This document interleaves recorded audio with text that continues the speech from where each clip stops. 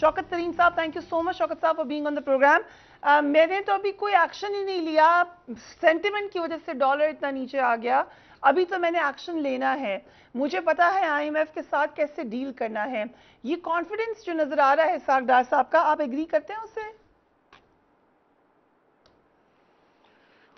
देखिए जी, रुपए की जो कीमत है वो स्पेकुलेटर ने ऊपर चढ़ाई हुई थी और डॉलर जो है उसको महंगा किया हुआ था।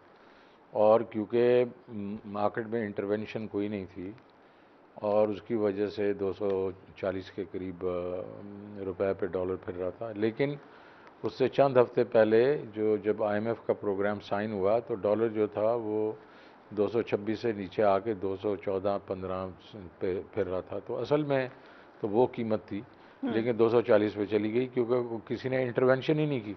अब ये डार साहब की एक रेपुटेशन है कि डार साहब हमेशा रुपए को ओवर वैल्यू रखते हैं, अंडर वैल्यू नहीं रखते। तो ओवर वैल्यू का मतलब है कि इस वक्त बड़ी गुंजाइश थी रुपए को, मतलब एक किस्म से मजबूत करने की। तो जो स्पेकुलेटर है उसने समझ लिया कि डार साहब आ रहे हैं तो कुछ ना कुछ तो करेंगे जिससे हमें मार पड़ेगी, तो उन्होंने वो बेचना शुरू कर दिए। अब डार साहब का ये जो कॉन्फिडेंस है, अल्लाह करे ये ठीक हो, क्योंकि इस वक्त जो है अभी कोई तकरीबन ये 1.5 बिलियन या पता नहीं इसके करीब करीब एलसीएं जो हैं वो पेंडिंग है और खुल नहीं रही। जब आप एलसीआई ही नहीं खोलेंगे और मार्केट को कहेंगे कि भाई तुम एक्सपोर्ट और इंपोर्ट की दोनों जो हैं कैश फ्लो उसको तुम मैनेज करो और बैलेंस करो, तो कहाँ से मतलब रेट बढ़ेगा या कम होगा। ये सुबह जो खोलते हैं आधे घंटे में, जो डिटर्मिन करते हैं स्टेट बैंक के साथ मिलके, वही का वही पूरे दिन में रहता है। तो अभी ये तो सिर्फ इन्होंने कहा $50,000 की जो एलसी हैं वो खुलनी शुरू हो जाएंगी। उससे ये है कि वो एक किस्म से रिवर्सल आना शुरू हो गई है। तो मेरा ख्याल में ये जिस तरह कह रहे हैं कि 200 के करीब को 200 से कम होना चाहिए, तो फिर रुपया ओवर वैल्यू हो जाएगा। रुपए की जो इस वक्त वैल्यू जो है वो तकरीबन अगर आप 96-97% रखेंगे of real effective exchange rate, तो 214-212 होनी चाहिए। उससे नीचे अगर ये करेंगे डार साहब तो वही करेंगे जो 2013, 14, 15 में किया था और ओवर वैल्यू कर दिया था रुपए को। और उससे ये हुआ था आपकी एक्सपोर्ट्स जो 25 बिलियन पे थी 2013 में, पीपल्स पार्टी छोड़ गई थी, तो ये जब मौसूफ जाने वाले थे तो वो 20 बिलियन पे लेके आ गए थे। क्योंकि जब ओवर वैल्यूड रूपी होता है तो वो आपकी एक्सपोर्ट को हर्ट करता है और इंपोर्ट बढ़ती हैं, और इंपोर्ट जो है वो बढ़ गई। तो उन 5 सालों के बीच में जो 10 बिलियन की एक्सपोर्ट कम हुई और कोई तकरीबन 13 बिलियन की जो है 23 बिलियन की इंपोर्ट्स बढ़ गई। तो 33 बिलियन डॉलर्स का पाकिस्तान को एक किस्म से टीका लगा। तो आई होप कि he doesn't do that again. पहली बात तो ये है। दूसरी, उन्होंने आईएमएफ की बात की, बिल्कुल यार तजर्बा है उनको। वो मुफ्ता साहब मेरे ख्याल में ज़रा थोड़ा सा उन्होंने जो बात की, आई डोंट थिंक वो उनको करनी चाहिए थी। डार साहब ठीक कह रहे थे, उनसे बात कर लेते। उन्होंने देखें, उन्होंने डीजल की कीमत जो है बढ़ाई और पेट्रोल की थोड़ी कम कर दी, बैलेंस कर दिया। तो इतनी छोटी छोटी बातों को मेरे ख्याल में पब्लिक में वो डर्टी लिनन नहीं वॉश इनको करना चाहिए। लेकिन ये है कि अब जो मसला है जो आपने रेज़ नहीं किया, मैं आपको रेज़ करना चाहता हूँ कि इस वक्त यूरोप में और अमेरिका में डीजल की प्राइसेस चली गई हैं 170 से $190। तो आप जो हैं 134-35 पे फिर रहे हैं। तो ये अगर फ़र्ज़ करो इधर भी वो आना शुरू हो गया वो उसका इम्पैक्ट, तो ये अब प्राइसेस बढ़ेंगी।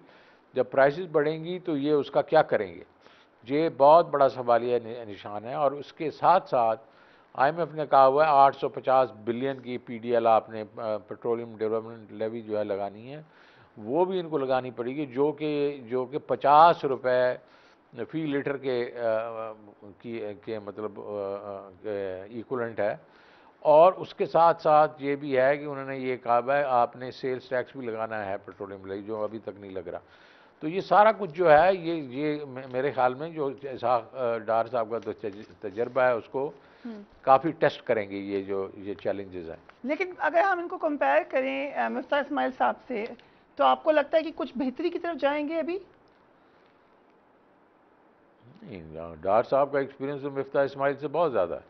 और ज़ाहिर है वो एक दफ़ा मतलब ये नहीं कि वो लेट 90s में भी फाइनेंस मिनिस्टर रह चुके हैं, फिर उन्होंने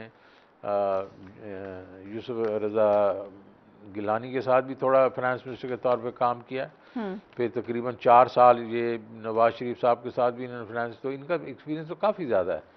तो हम तो यही तवक्को करते हैं कि वो इस इकॉनमी को संभालने की कोशिश करेंगे, क्योंकि इस वक्त चैलेंजेस तो बहुत ज़्यादा है जो मैं अभी बता रहा हूँ।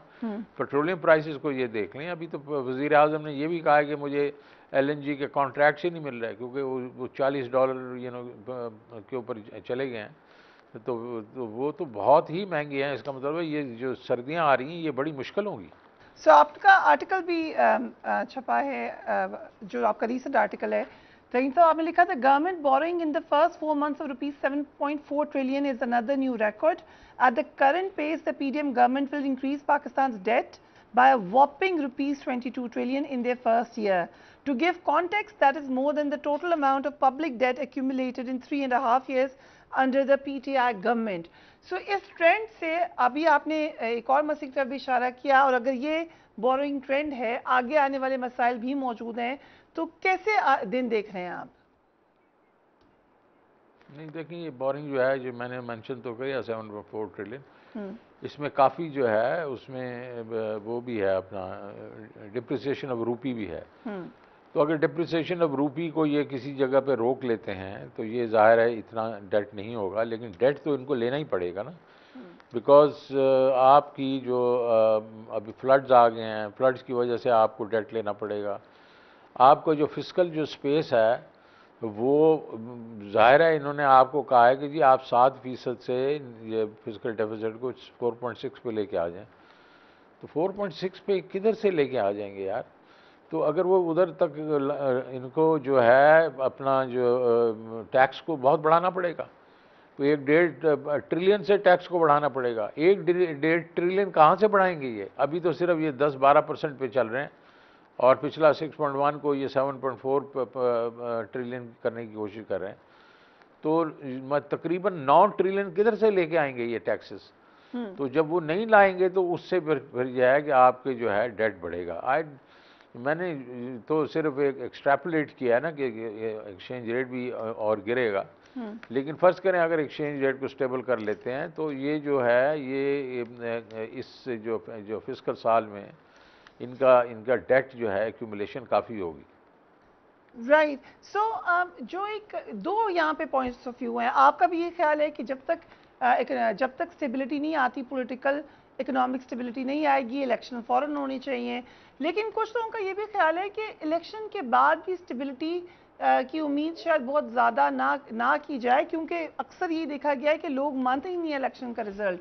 पिछले दोनों गवर्नमेंट के टेन्योर में हमने देखा कि इलेक्शन का रिजल्ट नहीं माना गया और धरने होते रहे, लॉन्ग मार्च होते रहे। तो क्या ये बेहतर नहीं है कि एक इकॉनमी के ऊपर चार्टर ऑफ इकॉनमी कर लिया जाए, जो कि डार साहब कह रहे हैं, इकॉनमी की पॉलिसी जो है वो कंसिस्टेंट रहे चाहे जो भी हुकूमत आए? देखिए जी, हम तो ये कह रहे हैं कि जो एक फ्रेश मैंडेट होना चाहिए। इस वक्त काफ़ी झगड़ा पड़ा हुआ है। ये चार्टर ऑफ जो इकॉनमी है ना, ये इन्होंने नहीं क्वाइन किया, मैंने 2010 में किया था। तो I am a firm believer in charter of economy, मैं बिल्कुल बिलीव करता हूँ। लेकिन इलेक्शन हो जाएं, आपको पता चल जाए कौन अपोजिशन में है, कौन उसके बीच में, और फिर बैठ के एक 10 साल का एक वो करें अपना, 10 से 20 साल का, कि ये जो है हमारी ये 4-5 चीज़ें हैं उस पर हम इत्तेफाक करते हैं। तो वो बिल्कुल मैं इस पर एग्री करता हूँ। लेकिन ये वक्त नहीं है, अभी तो आप इलेक्शन करवाएं, और हमारा ये मौक़िफ़ है कि हम 2/3 जीतेंगे, और अगर 2/3 जीतेंगे और एब्सोल्यूट मेजॉरिटी हम लेंगे तो उसके बाद इसमें पॉलिटिकल अनसर्टेनिटी नहीं होनी चाहिए फिर।